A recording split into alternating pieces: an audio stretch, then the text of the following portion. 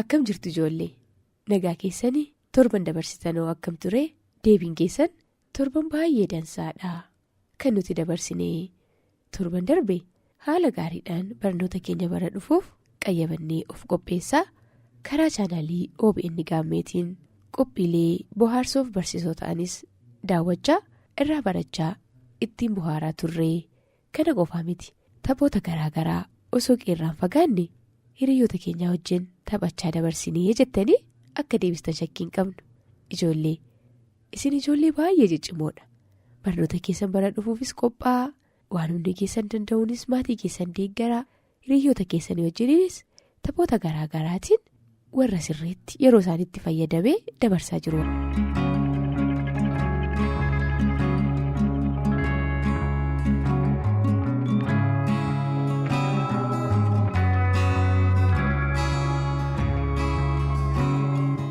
Taataniif ijoollee qophiilee isin karaa chaanaalii OBN gaammee torban darbee daawwattan hedduu isaanii keessaa qophiin Oromiyaa isa tokkoo fi qophii ittiin isin hawwattummaa seenaa fi qabeenya Oromiyaan qabduu bartanii Oromiyaa kunuunsuuf tattaafattanidha ijoollee qophiin Oromiyaa immoo har'a daawwattanii seenaa fi qabeenya Oromiyaan qabdu bartanii gaafa gurguddattan yookaan immoo dargaggoomtan immoo dirqamni isin irra jiru.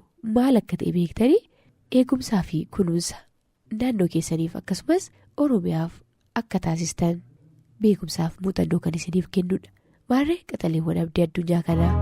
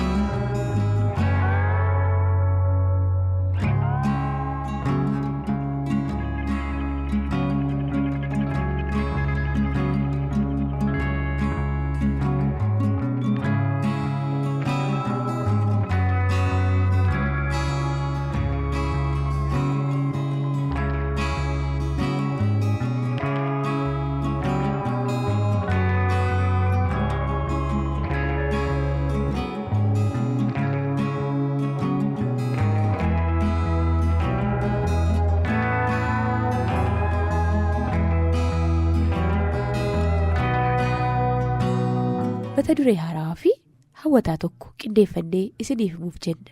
Isin ammoo naamusaan qophii Oromiyaa daawwachuu isiniin jenna. Ijoollee uummanni Oromoo uummata uumamaaf kabaja kennuu fi jaalala qabudha. Kanaaf ragaa guddaan ammoo sirna bu'uura dimokiraasii addunyaa isa ta'e sirna gadaa keessatti ilbiisota xixiqqoorraa hanga bineensotaa lubbuu qabeeyyii gurguddootti kabajaa fi kunuunsi jabaan akka godhamuu fi kan sirna gadaa Oromoo beekuu fi kan Oromiyaa keessa jiraatee seenaa Oromtichaa wal baree ragaa ba'uu danda'a. Ijoollee lafa irratti wanti uumamee jiru martuu kabajamuu fi kunuunfamuu mirgi isaa akka eegamuufis kan ajaju sirnumatti bulmaata uummata Oromoo sirna bu'uurri dimokiraasii addunyaa irraa bocame sirna gadaatu ajaja. Ijoollee waa malee manni dhaartuu jedhamee dhiiree mammaakaan nuyis waa malee kabajaa fi wayyoomaa uumama lafa kanarra jiranii hin kaasne. Ijoollee uumamni addunyaa kanarra jiru hunduu lafarra jiraata. Lafti yookaan dacheen haammattuu dandeessuu fi jiraachistuu uumama maraatii yoo jenne uumamni hundi irra jiran ragaa ba'uu danda'u. Lafti garuu biqiloota, gaarreen, bineensota, shimbirroota adda addaa fi magariisummaa dhala simboo hin qabdu. Ijoollee Oromiyaan ammoo qabaachuudhaan yoo ta'e malee hin qabdu jedhamtee hamatamtee hin beektu. Oromiyaan kan ishee ittiin beekamtu qabaattuu, lalistuu, magariituu, badhaatuu waan ta'eef Oromiyaan haadha lageenii, haadha gaarreenii, haadha sulullanii, haadha bosona hedduu dachee uumaan gadamumaan uumama hundumaan guutee uumama ajaa'ibaa uumaan ija addaatiin yookaan ammoo bifa mararteetiin ilaalee waan dhume namatti fakkeessan naannoo Oromiyaa kaaba hanga kibbaa bahaa hamma dhiyaa giddu galeessattis waan hedduu ajab nama jechiisantu guutee jira. Ijoollee akkam jirtu nagaa keessanii karaa chaanalii OBN Gaammee kan isiniif tamsa'u kun qophii Oromiyaati. Qophiin Oromiyaa qabeenya uumamaa fi namtolchee Oromiyaan qabdu qoratee seenaasaa safuusaa fi miidhaginasaa isin biraan ga'a. Torban darbe qophii Oromiyaatiin yaadaan gara godina Arsii Lixaatti isin imalchiisuudhaan walii galaan godinni Arsii Lixaa qabeenya uumamaaf namtolchee waan akkamii qabaa waan jedhu waan hedduu isinitti himne dhugumatti dacheen Oromiyaa akkuma weellistoonni weelluu isaaniitiin kaasan waloonis walaloo isaatiin haasa'u badhaatu magariitu qanansiistuu uumama hundumaa ta'uu ishee ragaa baatanitti jedhee yaada waan daawwatanirraa jechuudha. Har'as qeedhuma Oromootaa warra Siik Komaandoo keessaa osoo hin bahin godina Arsii Lixaa aanaa Negellee Arsii Fincaa'aa Golbaa jedhamu akkuma maqaasaa kan lafa golbaatti gad tabbarraa xuruuru isin daawwachiisuuf kunoo achitti argamnee jira. Egaa ijoollee fincaa'aawwan akka godina Arsii Lixaattis ta'e akka Oromiyaatti jiran hedduudha. Akka fakkeenyaatti kaasuuf mandara ikooturizimii idil addunyaa kan jechisiise fincaa'aa Leephis, haroon Laangaanoo, haroowwan Shaallaa Abjaataa, magaalonni mimmiidhagoon akka Nageellee Arsii, Shaashamannee fi kanneen biroon bosonni haroowwanii fi qorriiwwan godina Arsii Lixaa keessatti argaman hedduu. Isaan keessaa kunoo fincaa'aan Golbaas isa tokkodha. Fincaa'aan Golbaa maaliif Golbaa jedhamee jennee yeroo odeeffannu tabbarraatii lafa dheeraa imalee lafa golbaa yookaan ammoo akkuma isin ilaalaa jirtan kana lafa dhooqaatti waan gadi xuruuruuf yookaan waan gadi fincaa'uuf dambali'uuf golbaa jedhamee nuun jedhan. Kana qofaa miti faayidaan fincaa'aawwan garaagaraa qaban daawwatamanii turistoota garaagaraa yookaan daawwattoota garaagaraa harkisuun cinaatti egaa akkuma isiniyyuu kuduraalee fi muduraalee mana keessan teessanii daawwattan faayidaa fincaa'aan tokko qabu yookaan bishaan irraa argamu waan hedduudha. Isaan keessaa jallisanii oomisha garaagaraa ittiin oomishuuf akkasumas ammoo bineensotaa fi shimbirroonni garaagaraa da'oo godhatanii naannoo isaatii soorata isaanii soorrachaa jiraachuudhaaf gama biraatiinis bosonaaf mukkeen garaagaraa soorata ta'uu bira darbee bifa jallisiitiinis qabeenya garaagaraa yookaan ammoo kuduraalee fi muduraalee midhaanis ta'uu danda'a akka ittiin oomishannuuf tajaajila. Kana bira darbee fincaa'aan Golbaa eessaa maddaa? Egaa imalee yookaan dambali'ee immoo maal fayyadaa garamitti imalaa kan jedhu ammoo warreen naannoo beekaniif odeeffannee isinitti himna. Qophii Oromiyaa daawwachuun dagatiina. Kun qophii Oromiyaati. Turtii gaarii.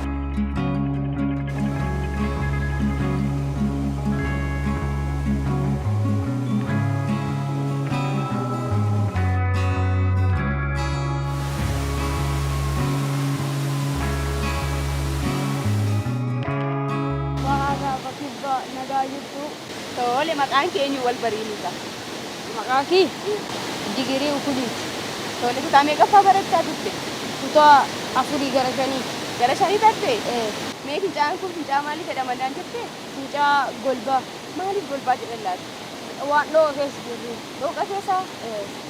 Marfamee jira yookaan ammoo waan golboo keessa imalaa kan jedhan irraati? Mee fincaa'aan kun faayidaa akkamii kaa qabame? Anammaa rumadhu naannoo kanallee beeku isinirraa odeeffachuun dhufe maaliif fayyada fincaa'aan kun? Faayidaa waan gogeejjiisuu, timaatimii, firaafiree adda addaa kuduraalee fi muduraalee irraa argataa gurgurachuu.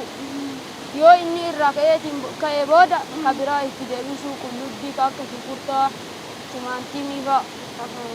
Kuduraalee garaagaraa fi kuduraalee garaagaraas oomishuun danda'ama jechuudha. Bishaanuma kana jallatamoo rooba irraa? Bishaan kanarraallee roobarraallee.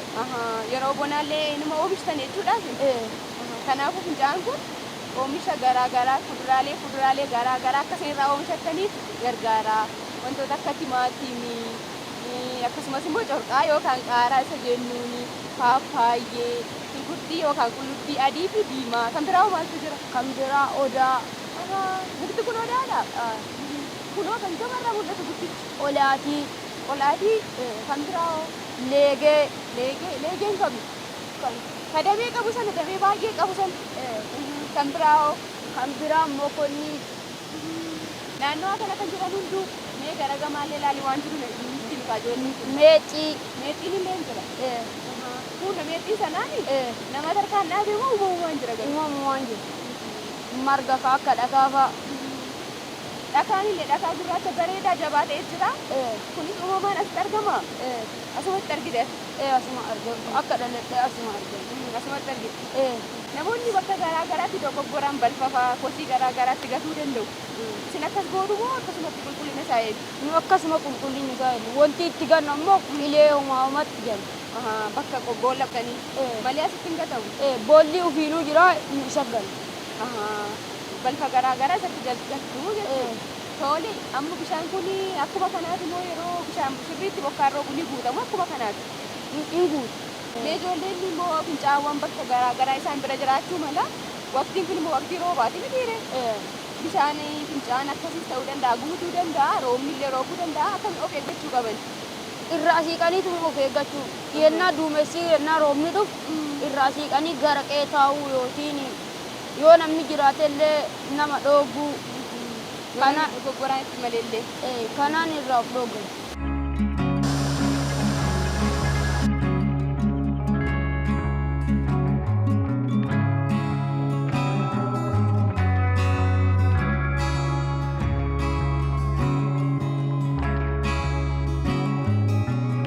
Garuu barnoota keetti cimaadha. Jaaffaan beenaan jettee ani immoo qophii gaammee OBN gaammee irraa hin hojjedha.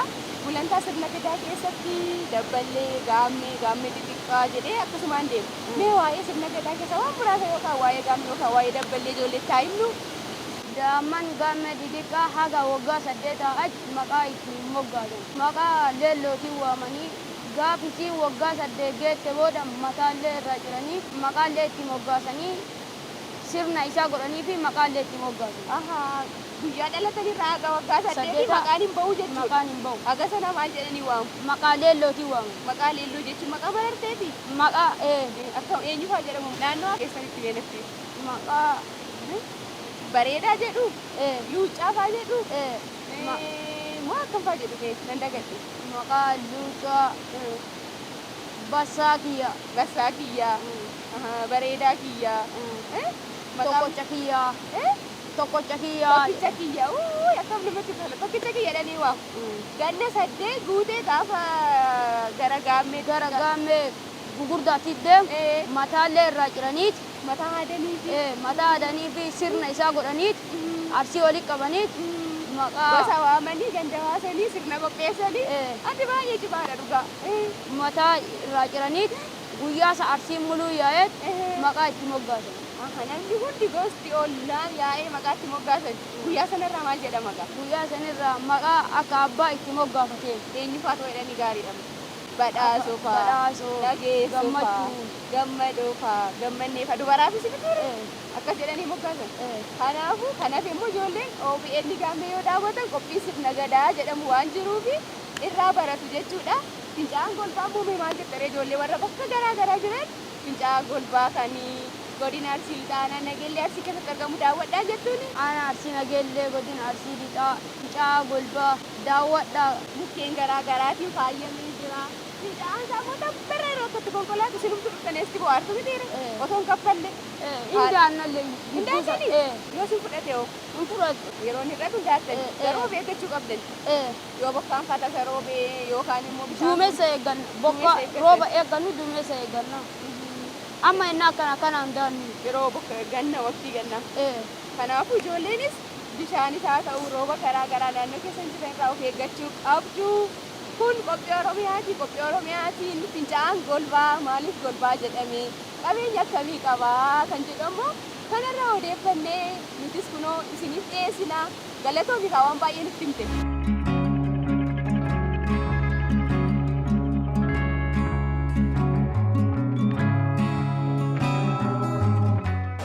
Ijoollee qophiin Oromiyaa keenya irraa akkam isinitti tole hedduun keessan yaadaan osoon bakka kanatti malee godina Arsii lixaa naannoo Oromiyaa bakka garaa garaa deemee carraasaa argadhee Oromiyaa daawwadhee maal qabaa jecha akka turtan shakkiin qabdu.